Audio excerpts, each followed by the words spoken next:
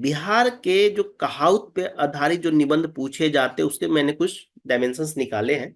वो कहीं और नहीं, ये इग्नू के मटेरियल में तुम्हें आराम से मिल जाएगा। ठीक है, इसके लिए भी बहुत R&D करने की जरूरत आपको नहीं पड़ेगी, ये भी आपको मिल जाएंगे। बस आपको करना क्या है, देखो यहाँ फाइंड आउट कैसे किया। खेती के संबंधित क्या कहावत है, स्त्री संबंधित, और मैंने और भी उसमें टॉपिक था, लेकिन मैंने इसी टॉपिक को क्यों चूज किया उसका कारण बताता हूँ। देखो, वोमेन सेंट्रिक ऐसे तुम्हारे पेपर खंड 2 में आ रहा है, सेक्शन 2 में तुम्हें मिलेगा वोमेन सेंट्रिक। एग्रीकल्चर, ठीक है, क्यों? क्योंकि एग्रीकल्चर से संबंधित निबंध आपको तैयार करना होगा, क्योंकि इसका इसमें इस पे जो प्रभाव है वो इन्वायरमेंट एंड इकोलॉजी का भी है। ठीक है, समाज, आज समाज से संबंधित हर चीज को आपको लेके चलना होगा। समाज में जिस तरह की इंटॉलरेंस बढ़ती है, या समाज में जिस तरह की असहिष्णुता है ना, समाज में जिस तरह की नई नई विचारधारा को लेकर के जब समाज कोई बनता है, तो समाज में सिर्फ एक ही विचारधारा के लोग नहीं होते, अलग अलग विचारधारा के लोग होते हैं। इस तरह से भी इस टॉपिक को इंपॉर्टेंट हुआ। दूसरा, आज के समाज में तुम क्या देखते हो, एक तरफ न्यूक्लियर फैमिली की बात होती है, एक तरफ ज्वाइंट फैमिली की बात होती है। जो संयुक्त परिवार होता है उससे संबंधित कहावतियां, ठीक है, प्रकृति से संबंधित, नेचर से संबंधित, इस तरह से आप इसके टॉपिक्स को डिफाइन कर सकते हो। ठीक है, अब सवाल आपके मन में ये भी उठेगा कि सर, मान लो सपोज करो स्त्री संबंधित कहावत, अब हम गूगल पे यदि सर्च करें तो मैथिली में, मगधी में, तुम्हारा भोजपुरी में, ठीक है, जो भागलपुर वाले जो क्षेत्र का उधर के जो अंगिका है, इस टाइप की जो भाषा है, तो ये जो लोकल डायलेक्ट है उसमें तो बहुत सारी लोकोक्तियां होंगी सर। तो क्या मैं अब सब लोकोक्तियां कभी इसी हिस्से में लगूं? 100 नंबर के ऐसे तीन तीन पार्ट है, 100 नंबर के 3 पार्ट है, तो 200 नंबर में तो चलो टॉपिक समझ में आ रहा है, तीसरे नंबर में नहीं समझ में आ रहा, तो क्या हम इसके लिए सारे हिस्से लिखे? नहीं। यहाँ पे क्या करना है, मेरा फेवरेट, एक हमेशा स्टूडेंट्स को मैं बोलता हूँ कि देखो, किसी को एक दिन फिश खिला दोगे ना तो उसकी लाइफ नहीं कट सकती पूरी लाइफ। वो ये जिंदगी भर एक दिन मछली खिला देने से उसकी जिंदगी नहीं चलेगी। और वेजिटेरियन जो लोग हैं, सॉरी उनके लिए, कहने का मतलब है कि किसी को एक दिन तुम बना के कोई चीज खिला दोगे ना तो उससे जिंदगी भर नहीं चल पाएगा उसका। उसको वो चीज बनाना सिखा दो, मतलब फिश पकड़ना किसी को सिखा दोगे, बशर्ते फिश देना। और आजकल हम लोग का क्या होता है कि हम अलग अलग कोचिंग का, स्टूडेंट्स का, सीनियर्स का, टॉपर्स का नोट्स ले लेते हैं। तब सोचते हैं कि नोट्स ले लेंगे और हम पढ़ लेंगे तो हमारा एग्जाम हो जाएगा। अरे नहीं, पॉसिबल ही नहीं है। रट करके वो एग्जाम देने वाला भी ट्रेंड नहीं रहा कि आप रटोगे और वो क्वेश्चन रिपीट हो जा रहा है और आप लिख लोगे, जब तक कि आप खुद से लिखना नहीं सीखोगे। तो कहने का मतलब हमारा यह यहाँ पे ये है कि हम जो निबंध तुम्हें देंगे उस निबंध में हम लिखना सिखाएंगे। वो जो लिख लोगे तुम 4, 10, 15, 20 इस तरह से निबंध आप लिख लेते हो, उसके बाद दुनिया का कोई भी लोकोक्तियां तुम्हारे सामने आ जाएंगे ना, तुम उसको डिकोड कर लोगे। क्योंकि डिकोड करना बहुत इंपॉर्टेंट है। तुम्हें पता चल जाए, तुम्हें कोई ये सिखा दे कि मान लो मूस मोटइये लोढ़ा हुई है, न हाथी न घोड़ा हुई है, इस निबंध को हम किस प्रकार से डिकोड करें कि आज हम समाज में इसको यूज कर सके, आज के समकालीन जो मुद्दे हैं उसमें हम उसको यूज कर सके, हम उसको किस तरह से इन्वायरमेंट में यूज कर सकते हैं, उस टॉपिक को हम कैसे पर्यावरण के क्षेत्र में यूज कर सकते हैं, हम उसे कैसे एक स्टूडेंट के सेल्फ डिसिप्लिन में यूज कर सकते हैं। इस तरह से यदि हमें डिफाइन करना आ जाए, पॉइंट्स निकालना आ जाए, और फिर उसको अपने शब्दों में पिरोना आ जाए, तो फिर कोई दिक्कत नहीं है, फिर आपको निबंध रटने की जरूरत नहीं पड़ेगी कि हाँ ये निबंध हम रट लेते हैं और ये एग्जाम में आ जाएगा। कोई नहीं, नया नया क्वेश्चन भी तुम्हारे सामने बाउंसर की तरह आएगा, तुम उसको टेकल करने में सक्षम हो जाओगे, उस चीज को आप कर लेंगे। जैसे हमें, आपने यहाँ पे कुछ सीट्स देखे होंगे, हमने ये सीट्स बनाया, जैसे आप जब भी, बहुत लोग निबंध लिख करके भेजते तो करते क्या, निबंध लिख देते हैं, स्कैन करते हैं और भेज देते हैं। नहीं, उसके ऊपर ये पीडीएफ फाइल हम शेयर कर देंगे। इस फाइल को आप शेयर करेंगे, इसको टेलीग्राम से भी डाउनलोड कर लेना, और नहीं तो ब्लू आइस ऐप पे तो अवेलेबल होगा, वहां से कर लेना। अब देखो, मान लो किसी ने भूमिका लिखा है, तो भूमिका में ये कुछ पॉइंट्स हैं, इस पॉइंट्स के आधार पे आपके निबंध को चेक किया जाता है। मान लो मुख्य भाव में आपने क्या क्या लिखा है, इस पॉइंट पे आपको पॉइंट्स दिए जाते हैं, और साथ में आपने जब उसके कंक्लूजन वाले पार्ट में गए तो फिर आपने किस तरह से लिखा, इस तरह, इस प्रकार से हम किसी के एस्से को डिफाइन करते हैं, चेक करते हैं। इसीलिए आप देखोगे कि जो भी बच्चे एस्से लिख रहे हैं उनके नंबर अच्छे आ रहे हैं, ऐसा नहीं है, एक दो स्टूडेंट्स का मुझे मैसेज भी आया था। तो मार्क्स आते हैं, बशर्ते आप थोड़ा सा उसको सिंसियर होकर के लिखोगे तब होगा, ऐसे नहीं होगा। दूसरा, तो ये कभी भी जब भी आपको निबंध दिया जाए, तो आप जब निबंध लिखो तो इस पेज को सबसे पहले स्कैन करके अटैच कर दो, क्योंकि इससे क्या होगा ना कि तुम्हें पता चलेगा। अब मैं मत 2 नंबर 4 नंबर ऐसे करके दे दूं, आप भी खुश कि अरे चलो मेरा कॉपी चेक कर, नहीं, कहाँ पे जरूरत है, किस पार्ट में। हो सकता है कि तुमने पूरा निबंध लिखा होगा, पूरा निबंध तुम्हारा सही ना हो, कुछ सेक्शन तुम्हारे अच्छे हो, कुछ पॉइंट्स को तुमने अच्छे से डिकोड किया है, कुछ कोड्स को आपने अच्छे से यूज किया, प्रॉपर जगह पे यूज किया है, तो ये भी तो एक फायदा है ना। जैसे एनसीईआरटी जब सीबीएसई का कॉपी चेक होती है तो कैसे देखते हो, वो पॉइंट सेक्शन वाइज नंबर देते हैं, वो पूरा ओवरऑल क्वेश्चंस पे नंबर नहीं देते हैं। ये पूरे की पूरे आपके आउटपुट क्या आ रहा है उस पर नहीं, प्रोसेस भी चेक करते हैं कि आपने प्रोसेस में क्या लिखा है। तो जब निबंध की हम कॉपी चेक करते हो तो हम इस तरह से इस पैरामीटर पे करते हैं, ताकि आपको समझ में आ जाए कि आपके किस सेक्शंस पे मजबूती करनी है, किस सेक्शन पे आपको ध्यान देना है, कहाँ पे आपको आपके सेक्शन में कमजोरियां हैं। क्लियर। दूसरा, एक पेज आपको और मिलेगा, उस पेज में ये है, अब जैसे मुस मोटैया न लोढ़ा हो न हाथी न घोड़ा हो, अब सपोज करो अब लगे उस निबंध को पूरी तरह से तुम लिखने, पूरी निबंध मत लिखो, हमने कुछ स्टूडेंट्स को बोला भी कि आप पूरा निबंध मत लिखिए, आप करो क्या कि जब भी वो क्वेश्चंस आपके सामने आए ना, तो पहले इसको डिकोड करो। जैसे ये मान लो ये है, धोबी कुकर न घर के न घाट का, है ना, कहते हैं ना कभी कभी कि ना हम इधर के रहे ना हम उधर के रहे। तो इस सेंस में कैसे यूज करोगे, एक विद्यार्थी के लिए तुम कैसे यूज करोगे। कभी कभी विद्यार्थी क्या होता है कि व्यक्ति आत्मा अपना नौकरी छोड़ करके जो वेल सेटल किसी जॉब में है, और फिर वो सोचता है कि हम कंपटीशन की तैयारी करें, तो जो नौकरी थी उसके हाथ में, उस नौकरी को भी उसने छोड़ दिया, और जिस कंपटीशन के लिए वो आ रहा है उस कंपटीशन में भी समस्या ये हो गई, वो एग्जाम भी उससे क्वालिफाई नहीं हो पा रहा है, तो ना तो वो इधर का रह रहा है ना वो उधर का रह रहा है। इसका मतलब क्या है, इसका मतलब है कि आपका जो डिसीजन मेकिंग है, जो आप डिसीजन लेते हो, जो आप निर्णय लेते हो, उस निर्णय लेने में कमी है।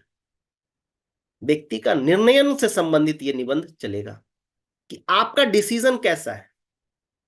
अब सोचो कि ऐसा तो नॉर्मली क्या लगेगा कि धोबी कुकर न घर के न घाट के न इधर का न उधर का, इस तरह का करोगे, लेकिन कैसे तुम निर्णयन के क्षेत्र में करके इस निबंध को तुम अपने से लिख सकते हो, तब ये समझ में आएगा तुम्हें कि टॉपिक को कैसे डिकोड करना, समझना कैसे है। क्योंकि लोकोक्तियां जो होती हैं एक लाइन में बहुत सारी बातें कह देती हैं समाज का। ठीक है, जैसे इसमें देखिए दूसरा निबंध देख लो, 69वीं बीपीएससी का है, आगू नाथ न पीछे पगा बिन छान के कूदे गधा। राजा आपके नो स्क्रीन पे ड्रॉ मत करो, जो भी ड्रॉ करे ना तो यहाँ पे दिख रहा है, जो भी डाउट हो ना अभी हम सेशन के लास्ट में करेंगे तो आप पूछ सकते हैं, ठीक है। तो इस तरह के सेल्फ डिफिशन का है, ठीक है। तो अब समझ में आ रहा होगा कि कैसे हमें इसको करना है। तो जब भी हम जैसे मान लो ये आ गया 10 नंबर ले लो या 11 नंबर ऐसे ले लो, आगू नाथ न पीछे पगा बिन छान के कूदे गधा। अब ये जो सेकंड वाला जो लिस्ट हम आपको देंगे, ये वाला लिस्ट, इसमें क्या करो उस एस्से के टॉपिक को लिख दो, और पॉइंट में, पूरा कहानी नहीं लिखना है, पॉइंट में कि क्या इंट्रोडक्शन तुम शुरू करना चाहते हो, क्या किसी स्टोरी से शुरू करना चाहते हो, या किसी कोर्स के साथ शुरू करना चाहते हो, या किसी महापुरुषों के कोई वाक्य हैं, कोई सेंटेंस है उससे शुरू करना चाहते हो, उसको एक स्ट्रक्चर बना लो। बॉडी पार्ट में आप क्या लिखोगे, पॉइंट में बताना है कि किस किस मुद्दों को हम लेकर के चलेंगे, उन सारे मुद्दों को आप यहाँ पे बना लो, और कंक्लूजन तैयार कर लो कि कंक्लूजन में क्या करेंगे। नहीं पूरा ऐसे लिखना है कि भाई 700 शब्द का ऐसे लिखे, हमसे लिखा नहीं रहा, कम से कम ये पॉइंट तो बना सकते हो ना, 2-3। एक तो टॉपिक हो गया तुम्हारा, 3-4 पॉइंट तुमने यहाँ पे लिख दिए, 8-10 पॉइंट तुमने यहाँ पे लिख दिया, कंक्लूजन में 2-3 पॉइंट लिख दिए। अब मान लो ये पॉइंट लिखने में कितना टाइम लगा, आधा घंटा, 15 मिनट, 10 मिनट, धीरे शुरू में हो सकता है 1 घंटा लग जाए, वो ये भी हो सकता है कि शुरू में तुम डिकोड ही ना कर पाओ पॉइंट को, 1 घंटा लग जाए, 1.5 घंटा लग जाए, 2 घंटा लग जाए, लेकिन शुरू में लगेगा, 2-3 ऐसे के साथ लगेगा, उसके बाद धीरे धीरे देखोगे तुम्हारा टाइम चेंज हो जाएगा। और यही तरीका अपनाना है फाइनल एग्जाम में भी, तुरंत ऐसा नहीं कि निबंध आया और लगे शुरू हो जाने। तो पता क्या होगा, जो चीजें तुम्हें आगे लिखनी चाहिए वो पीछे लिखाएगा, जो पीछे लिखा है वो आगे लिखाएगा, और क्वेश्चन भी प्रिंटेड है। तो इस तरह से समस्या को हल यही है कि आपको जब निबंध आपको सामने लिखने के लिए दिया जाए, तो आप पहले उसको डिकोड करो, एक रफ पेज तैयार करो, ताकि आप भटको नहीं। एक होता है ना मैप बनाते हो, तो किसी को मैप से क्या होता है, मैप से सहारा मिलता है कि हमें चलना कैसे है, कहाँ हमें स्टेप लेना है। इसे एक रफ मैप हो गया। इसको मुझे भेज दो व्हाट्सएप पे, टेलीग्राम पे भेज दो, हम इसको देख देंगे, हम देख करके तुम्हें बता देंगे कि हाँ ठीक है, तुम्हारा अप्रोच सही जा रहा है कि नहीं। यदि अप्रोच सही जा रहा है तो तुम उसके निबंध को लिखो। वही है ना कि भाई मेहनत तो सब लोग करते हैं, सबसे ज्यादा मेहनत तो बेचारा रिक्शा चलाता है, ठेला चलाता है, वो करता है, दिन रात रिक्शा ठेलता है, ठेला ठेलता है, वो भी तो मेहनत कर, उससे ज्यादा कौन मेहनत करता है बताओ मुझे। लेकिन उसका मेहनत का परिणाम उसको उस अनुसार कहाँ मिल पाता है। तो आप मान लो लिखे 4 पन्ना 10 पन्ना 15 पन्ना मेहनत करके लिख दिए, और बाद में मेरे पास कॉपी भेज रहे हो, पता चला कि वहां मार्क्स बहुत कम मिल रहे हैं, चाहे काटा जा रहा है, या दोबारा मैं कितने लड़कों को बोल देता हूँ बच्चों को कि आप रीराइट कीजिए।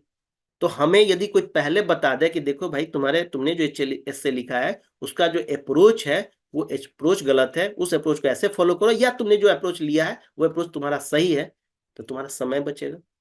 और जब तुम्हारा समय बचेगा तो बाकी सब्जेक्ट भी तो तुम्हें पढ़ने हैं, वहां पढ़ सकते हो। तो इस तरह से 2 PDF होगा, उसको आप डाउनलोड कर लीजिएगा, ब्लू आइस ऐप पे भी मिल जाएगा। ठीक है, वहां से आप डाउनलोड करके जब भी आप निबंध लिखेंगे तो आप इसको अटैच करके हमें भेजेंगे, तब हम इसको करेंगे। तीसरा बात, जब हमें टॉपिक फाइंड आउट करना था, जो मैंने कहा था कि जो थर्ड सेक्शन है, उस थर्ड सेक्शन का टॉपिक कहाँ से देखोगे, तो देखो कहाँ से देखोगे। देखो यहाँ पे दिया हुआ खेती संबंधित कहावत है, ठीक। दूसरा है शास्त्र समाज संबंधी कहावत, प्रकृति से संबंधित कहावत, शास्त्र समान संबंधित कहावत में ये समाज है, ध्यान रखना, ये समाज है और ये समान है। किसी वस्तु को लेकर के कहा ना, जब ओखरी में मूड़ी परल बा, तब मूसर के कवन गिनती बा। जब तुमने ओखली में मूड़ी डाली दी हो, तब चाहे 4 डंडा लगे चाहे 5 डंडा लगे, कोई फर्क नहीं पड़ता।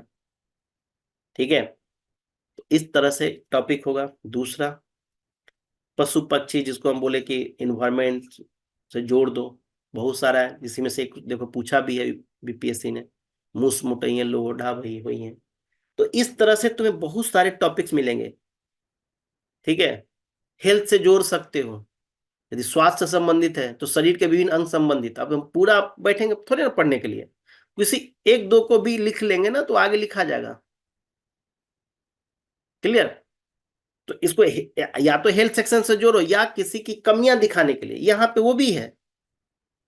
आज मान लो राजनीति में, आज मैं वर्तमान पॉलिटिक्स की मैं बात करूं, तो आज समाज में जो पॉलिटिक्स है, उस पॉलिटिक्स में 2 धर्रे आ रहे हैं। या तो आप सरकार के पक्ष में हो, या तो आप सरकार के विपक्ष में हो। जो सरकारें जो सरकारें अपनी आलोचना को सुनना पसंद न करें, तो क्या करेंगे, फिर तो वो या तो हिटलर की तरह काम करें, यही करेगा। क्योंकि आलोचना को एक्सेप्ट करना बहुत बड़ा चैलेंज होता है। आपकी कोई यदि आलोचना कर रहा है तो उसको सुनिए, देखिए आलोचना सही है या गलत है, वो बाद में डिसाइड कीजिएगा। बोलने का तो आजादी है ना सबको भाई। ठीक है, जब बोलने की आजादी तो बोलने दो, फिर उसके बाद एनालिसिस करो कि सही है कि नहीं है। नहीं बोलने दोगे तो चाहे वो सही भी बोल रहा होगा या गलत भी बोल रहा होगा, समाज में गलत न्यूज जाएगा, क्या आप तानाशाह कर रहे हो। दूसरा जो मैंने बात आगे भी की थी, जो अंधविश्वास को लेकर के है, देखो ओझा सोका भूत प्रेत संबंधित का हो, तो ऐसे बहुत सारे हैं। तो ऐसा नहीं कि इसमें से सब कुछ पूछ लेगा, लेकिन हो सकता है कि आगे कहीं देखने के लिए मिल जाए, भागल भूत के लंगोट भला। तो इस तरह की निबंध आपको मिल सकता है। एक पूछा भी है, जिसका कोई नहीं रखवाला उसका राम अखबार, ऐसे करके क्वेश्चन था ना। हाँ, अनेर धुनेर के राम रखवार। ठीक है, तो इस प्रकार से आप देखोगे कि सेक्शन 3 के निबंध आते हैं। और ये मैं रियलिटी बता रहा हूँ आपको कि इसको लिखना थोड़ा सा चैलेंजिंग है, क्योंकि इसको डिकोड करना ही समस्या है। आप डिकोड कैसे करते हो। मैंने कुछ निबंध हमने हेडलाइंस वो अपने स्टेटस में भी लगाया था। जैसे इसमें से देखो, एक निबंध था, बनला के सब सार होला बिगड़ला के कोई पाहुनो ना खबर। ये थोड़ा सा शब्द लग रहा है अजीब सा, लेकिन जब आप लोकल डायलेक्ट में बात करते हो तो ये चीजें कॉमन होती हैं। ठीक है। दूसरा है, कमजोर देही में बहुत ऋषि होला। ठीक है। आंखें काट के हाड़ी एक बेरी आगे पे चढ़ेले। ठीक है, किसी को किसी को कितना बार तुम बेवकूफ बनाओगे? ये देखो कितना, ये निबंध बहुत अच्छा है, ठीक है।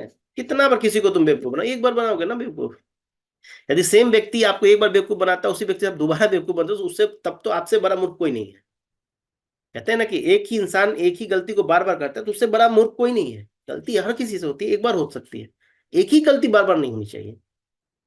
तो काट के हाड़ी एक बेरी आगी पे चढ़ डले, इसका मतलब क्या है? लकड़ी का बर्तन यदि बना दोगे खाना बनाने के लिए, उसको उसको आग पे चढ़ाओगे तो क्या होगा? जल जाएगा ना भाई, दोबारा थोड़ी ना चढ़ेगा। तो क्या हम इसको बताएं कि लकड़ी लकड़ी के बारे में बताएं, हाड़ी बताएं, खाना कैसे बनता है, ये बताने के लिए कि निबंध पूछा जा रहा है? जी नहीं, ये पूछा जा रहा है आपके सत्यनिष्ठा को लेकर के। आप सत्यनिष्ठा को इसके साथ जोड़ सकते हो, आपकी इंटीग्रिटी। एक बार किसी को मूर्ख बना सकते हो, एक बार किसी को धोखा दे सकते हो, बार बार नहीं। पॉलिटिकल पार्टियां क्या करती है? ये काम उन पे लागू करना चाहिए था। मान लीजिए 5 साल के लिए आपके पास चुनाव के समय आता है, गोर हाथ पकड़ के ये करा देंगे, हम वो करा देंगे, और वोट दे लेता है, जीत जाता है, चला जाता है, फिर आपकी स्थिति वहीं की वहीं, समाज की स्थिति वहीं की वहीं, राज्य की स्थिति वहीं की वहीं, देश की स्थिति वहीं। और फिर 5 साल बाद आपके सामने आ रहा है, और फिर आपसे वही प्रोमिस किया जा रहा है, रोड बनवा देंगे, पुल बनवा देंगे, पानी का समस्या हल हो जाएगा, ये होगा, और फिर कहानी वहीं की वहीं रुक जा रही है। उस केस में ये चरितार्थ करता है लोकोक्ति।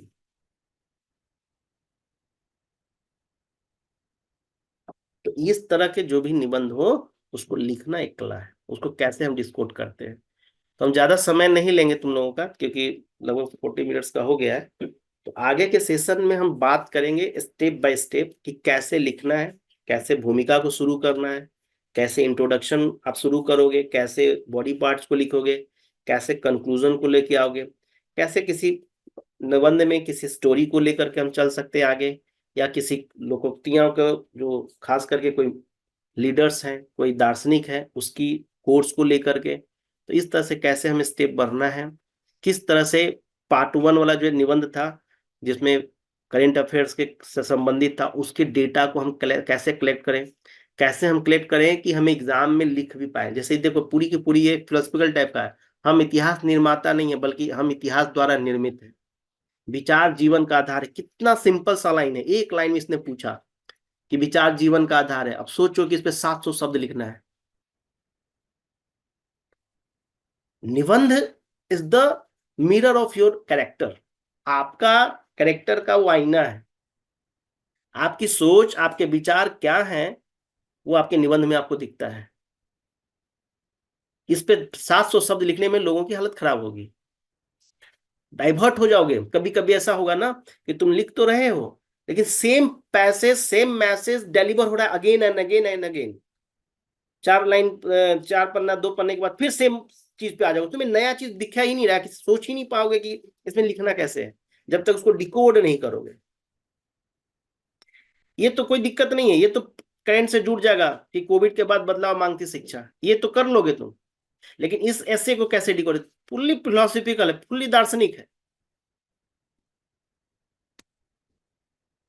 और इसको डिकोड करना चैलेंज होता है। तो उसके लिए परेशान नहीं होना है, हम लोग करेंगे, ठीक है।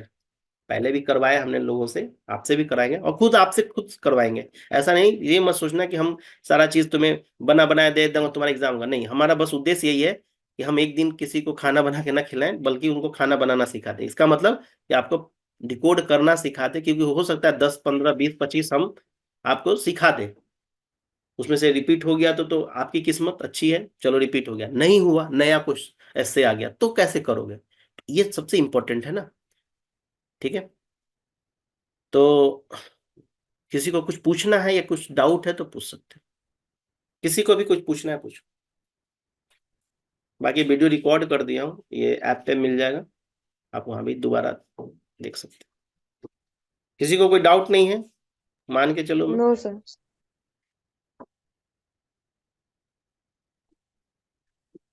तो पहला ऐसे हम आपको कल देंगे, ठीक है, पहला ऐसे कल मिलेगा आपको। उसको लिखिएगा। देखो ये मत सोचना कि गलती लिख रहे हो कि सही लिख रहे हो, ये सब सोचने का काम तुम्हारा नहीं है, वो मैं सोचूंगा, ठीक है। लेकिन लिखना है, चाहे एक पन्ना लिखो, चाहे दो पन्ना लिखो, चाहे 50 शब्द लिखो, लेकिन लिखो, है ना। बिना लिखे कोई ज्ञान नहीं मिलने वाला। तो कल हम लोग एक निबंध आपको हम देंगे, उस निबंध को लिख करके, ये जो हमने पेज आपको दिया है, इस पेज को आप उसके साथ अटैच कर दीजिएगा, ये वाला पेज। ये पीडीएफ मिल जाएगा, ब्लू आइस के ऐप पे भी मिल जाएगा, और हम टेलीग्राम पे सर भी डाल देंगे। इसको अटैच कर दीजिएगा, और जब निबंध हम देंगे उसके पहले आप इसको डिकोड कर लीजिएगा। यदि डाउट लगता है कि पता नहीं मैंने कैसा लिखा है, क्या लिखा है, पॉइंट सही चूज किया कि नहीं किया, डिकोड अच्छे से कर पाया नहीं कर पाया, तो कर लो, या तो कल लिखना, और नहीं तो कल के सेशन में रहने देना, जो अगली सेशन हम लेंगे उस सेशन के बाद भी तुम लिख सकते हो। हाँ जी बताइए। सर आवाज आ रही है? प्रणाम सर। प्रणाम, बताइए। बोल रहे हैं सर, खंड वन और खंड टू तो लगभग पढ़े रहेंगे, तो उसके अनुसार से उसका अथी लिख दें, बेस तैयार कर दें, माने जो हम्म शुरुआत पेज है वो तैयार कर, लेकिन लोकोक्तियाँ है तो उसका सर बेस शुरू से जो आप बताए हैं सर, उसको शुरू से उसका बॉडी कैसे थी करेंगे, वो तो करेंगे। उसके लिए भी कुछ। हाँ हाँ, उसके लिए देखो, जो आगे से जब अब जो दूसरी वीडियोज आएगी ना, उसमें हम लेंगे टॉपिक को, और उसके क्लियर कट करके बताएंगे कि इसमें इंट्रोडक्शन कैसे लिखना है, क्या क्या लिखना था, उसके बॉडी पार्ट्स में क्या लिखना है, कैसे लिखना है, कैसे एक पैराग्राफ दूसरे पैराग्राफ से कनेक्ट हो। बहुत सारे लोग निबंध लिखते हैं, पता चलता है ना कि राजनीति से बात करते करते तुरंत पहुंच जाते हैं दर्शन में, दर्शन से बात करते करते तुरंत तुरंत पहुंच जाते हैं अर्थव्यवस्था में। ऐसा नहीं होना चाहिए। आप पैराग्राफ जब चेंज करते हो तो पैराग्राफ के बीच में इंटरलिंकिंग होनी चाहिए। जब आप नॉवेल पढ़ते हो, कोई किताब पढ़ते हो, तो ऐसा थोड़ी ना कि इधर की बातें उठाकर उधर की बातें उठा के करता नहीं। एक मुद्दा उठाता है तो मुद्दा का सॉल्यूशन किस तरह से लेकर के चल रहा है, इस तरह से आपको लिखना है। तो जब आप कोई टॉपिक लिखेंगे तो आपको इस तरह से करना, वो हम करेंगे आगे जितनी भी वीडियोज आएंगी ऐसे राइटिंग की, तो उसमें आपको ये सब चीजें मिलेंगी, ठीक है। और किसी को कोई डाउट? तो ठीक है फिर, हम लोग अगली क्लास में मिलते हैं। बाकी डिटेल आप ब्लू आइस ऐप पे देख लेना, वहां पे हम पीडीएफ डाल देंगे, वहां से एक बार चेक कर लेना, ठीक है। Thank you. Okay sir, thank you sir. Thank you.